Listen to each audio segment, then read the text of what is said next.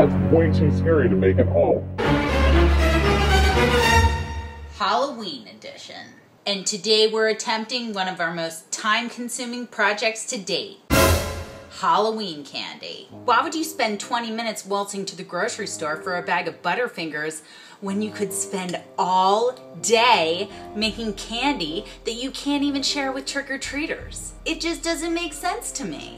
So today we're making candy in honor of one of the scariest things that ever happened to me as a child. Creep show. So we've done the Father's Day cake. We've done the grassy guy. We've done the sea people. It's time to do the roaches. We're gonna start with a big bowl of Deglet Nord dates. So here comes the part where we fill the dates with caramel, which is very exciting because then when you crack one open, it kind of has the same effect as when you stomp one on the street and the guts fly out of it. Making caramel isn't as scary as some think. Just toss the ingredients in a pot, put it over a high flame, and stir just until the sugar melts. Cook the sugar until it reaches a deep amber, then remove it from the flame and add the cream and butter. They will bubble up like a boiling cauldron, so watch out. Bring the caramel back to a boil over a low flame and then add the vanilla and the salt. Looks like roach guts to me. I've got my caramel in a bag. I've got a scissors to cut the bag with. So what I found to be easiest is to fill one end and then to flip it around and fill the other end. And there we go. Filled date to the max.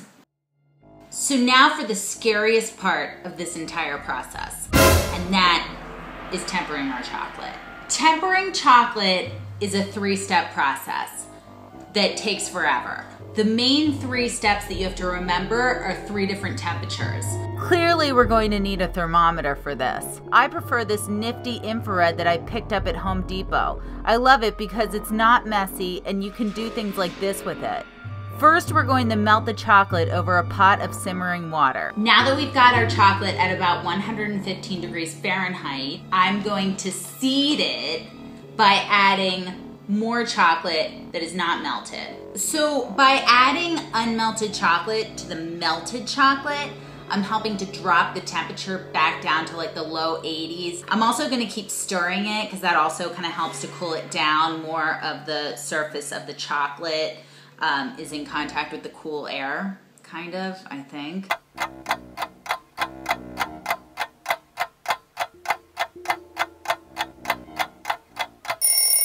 So we're finally down to 83. And at 83 degrees Fahrenheit, your chocolate should still be very much liquid like this. So I'm gonna take this chocolate and very, very gently bring it back up to about 88 to 90 degrees Fahrenheit.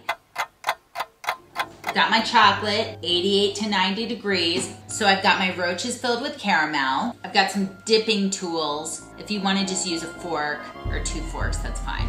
And I've got a little spatula just in case some of my little roaches are oozing caramel. Just gonna wipe it down.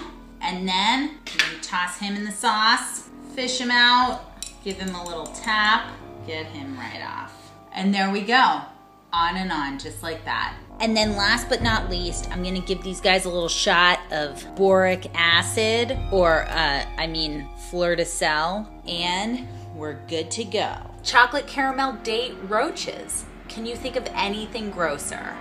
I dare you.